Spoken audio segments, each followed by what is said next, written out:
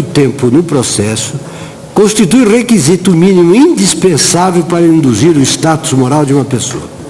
Ora, 5 dias depois da fertilização, o blastócito não tem nenhuma capacidade de interagir com o mundo exterior, nem de experimentar afetos, de modo que não pode, sob esse ponto de vista, equiparar-se em valor ao ser humano, do qual só apresenta uma característica, que é o DNA. Por outro lado, o termo potencialidade assume, no segundo argumento, conotação muito mais larga do que se pode semanticamente suportar, pois como expressão de uma propriedade conceitual implica a ideia de aptidão de tornar-se algo mais por si mesmo sem intervenção ou assistência externa, self-actualizability, ou de já elevado grau de probabilidade de tornar-se algo mais, likelihood. Mas fertilizado em laboratório, o blastócito não tem uma coisa nem outra. Assim, porque precisa ser transplantado para o útero de mulher para adquirir tal potência ou capacidade, como porque, não passando, segundo as estatísticas, de 20% a 40%, as otimistas, suas chances de bom sucesso na implantação uterina, é muito baixo o nível de probabilidade de transformação.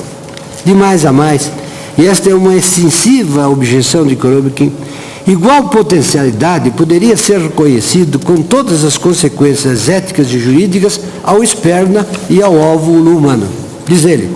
se um blastócito in vitro de 5 dias é inviolável em virtude do seu potencial, compreendido sem qualquer limite de desenvolvimento em vida humana, é dificultoso dizer porque cada ovo ou célula de esperma individualmente não tenha o mesmo potencial e, portanto, mereça a mesma consideração. Sob condições apropriadas com a ajuda de humanos e com pouco de sorte, essas células, que também possuem DNA humano, da mesma forma, têm potencial para desenvolver-se em uma pessoa. Se um SNT, transferência do núcleo de célula somática, um dia tornar a clonagem de humanos possível, então também seria literalmente verdadeiro que toda célula humana de qualquer tipo terá o potencial de se desenvolver em uma pessoa, mas parece quase exagerado pensar que este potencial faria com que a destruição de qualquer célula individual fosse uma transgressão moral, ou que o valor de uma única célula epitelial deveria ser considerado comparável ao valor de uma pessoa. Como se vê, o argumento prova demais. Em suma, a potência ou potencialidade que existe de fato no zigoto enquanto capacidade para se modificar de tal forma que possa perfazer todas as determinações do programa de um ciclo vital que ainda se mantém apenas virtuais, deve entendida em sentido mais restrito, que não basta para identificar e definir como vida pré-natal, nem para reivindicar-lhe a substância, por equivalência ou analogia, o estatuto ético e jurídico de pessoa. Mas não é tudo. A condição de embrião congelado não se deixa envolver nem abraçar pelo próprio conceito de vida que, compondo o substrato de opiniões dominantes em diversos setores das ciências físicas e da própria filosofia, deve ser recolhida pela reflexão dogmática e pela inteligência do ordenamento jurídico, ainda que a título de verdade provisória, mas como única disponível no estágio atual do conhecimento para julgar e decidir à luz de critérios não arbitrários a questão posta de constitucionalidade. Nenhum dos muitos ilustres cientistas ouvidos de um modo ou de outro nesta causa, favoráveis ou contrários à promoção de pesquisas com células-troncos de embriões, negou que o fenômeno vida se apresenta e define em substância tipicamente como processo. Dos debates relevo, sobretudo dentre os ferrenhos opositores das investigações, que Lenise Martins Garcia, para descrever a ideia básica da vida, aludiu à existência de diferentes fases do ciclo da vida, reconhecendo-lhe caráter cinético e concordando em que, para o embrião humano ir à frente, precisa estar no útero, precisa ser implantado. Cláudia de Castro Batista asseverou textualmente que a vida humana é um processo contínuo, coordenado, progressivo. Antônio José S., também adversário das pesquisas, acentuou que a vida igualmente se dá através de um processo que se inicia no momento da concepção. Da mesma forma, Elizabeth Cerqueira e Antônio de Campos Carvalho. A convergência dos cientistas quanto à identificação da vida como processo ou fenômeno dinâmico é já pressentida ou assumida em substância pelos filósofos, nos quais, entre muitos outros, eu quero apenas destacar um, pela sua isenção no quadro da causa, que é Maritain, que diz: Temos agora uma classe de corpos particularmente interessantes e que parecem superiores a todos os outros. São os corpos vivos, desde o mais humilde micro-organismo até o organismo humano. Uma propriedade os distingue de todos os outros corpos, é que se movem por si mesmos. Por causa disso, o senso comum admite neles uma alma, o princípio de vida, irredutível a qualquer fator ou elemento físico-químico. A natureza ou essência da vida como sucessão de eventos foi também percebida e bem pelo nobre ministro relator,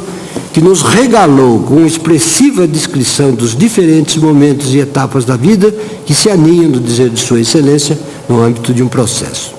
E ao propósito insuspeita, por exemplo, a manifestação da Conferência Nacional dos Bispos, que talvez o mais ardoroso dos amicisscures antagonistas dos experimentos não destoa dessa percepção comum ao sustentar que o embrião é um ser humano que, por força da lei natural, continuará a crescer, amadurecer, envelhecer e morrer, segundo o ritmo de tempo concedido a cada um. Como um substantivo inerente aos humanos e a outras espécies, a vida em qualquer de suas manifestações típicas se propõe desde logo ao espírito como sucessão unitária e permanente de mudanças, o contínuo processar-se que distingue dos entes animados chamados seres vivos. Do ponto de vista biológico, que é o que mais de perto interessa e serve à construção do correlato conceito jurídico-constitucional, não é só a formação e o desenvolvimento do embrião humano que podem ser considerados um processo gradual, contínuo e coordenado desde o momento da fertilização, como diz Cláudia Batista, mas a própria vida, enquanto fenômeno inteligível, se reduz a essa ideia e postula igual conceito.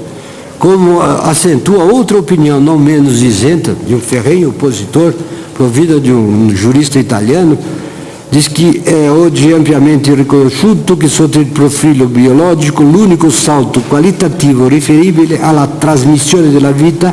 avviene all'atto della fecondazione. Infatti, nel momento in cui il gamete maschile penetra nell'ovulo femminile, dando luogo al cosiddetto sistema genomico, si producono modificazioni molecolari tipiche della formazione di una nuova vita, con le quali si instaura un processo destinato a svolgersi senza soluzione di continuità e senza necessità di ulteriori stimoli esterni. Como se vê logo, todas as referências científicas e filosóficas à noção genérica de processo, compreendido como sucessão contínua de mudanças, de acordo com diretriz unitária de desenvolvimento autônomo, para caracterizar em teoria e identificar em concreto a vida, radicam-se em última instância na ideia de movimento, cujo princípio causal está no próprio movente, que por consequência se define como vivo. Em outras palavras, não há vida no ser que não tenha, ou ainda não tenha, capacidade de mover-se por si mesmo, isto é, sem necessidade de intervenção a qualquer título de força, condição ou estímulo interno. É o que me permito denominar aqui de capacidade de movimento autógeno. Isso não tem os embriões congelados, cuja situação é só equiparável à de etapa inicial do processo que se suspendeu ou interrompeu antes de adquirir certa condição objetiva necessária, capaz de ativar a potência de promover com autonomia uma sequência de eventos que biológicos significam, no caso, a unidade permanente do ciclo vital que individualiza cada subjetividade humana.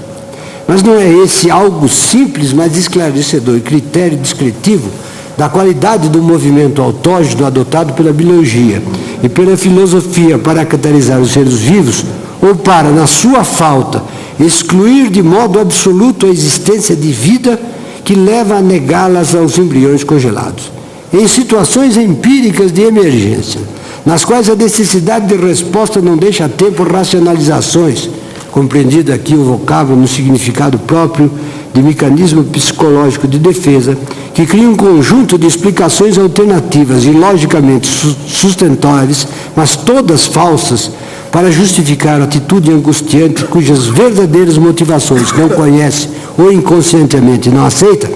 as pessoas surpreendem-se com reações prontas que revelam um extraordinário discernimento dessa diferença que parece custosa. É que também demonstra Corombo dizendo o seguinte: A intuição de que um blastócito é desprovido do valor moral de uma pessoa é vivamente demonstrado pela seguinte hipótese. Imagine que incêndio tenha início em uma clínica de fertilização e você deve escolher entre salvar uma placa de Petri que contém 2 blastócitos e uma criança de 5 anos. Há alguma dúvida de que você deveria salvar a criança e a salvaria? A resposta apropriada a esta questão é igualmente óbvia se os blastócitos fossem destruídos pelo fogo e a criança somente ferida. A razão é que a criança não possui somente DNA humano, mas também características tais como sensitividade, consciência, emoções, a habilidade de interagir com o ambiente e a capacidade de sentir dor. Compare isso com a hipótese diferente. Imagine que você deve escolher entre salvar de incêndio uma criança de 5 anos e um adulto de 25 anos. Neste caso, está longe de ser óbvio que você deveria escolher ou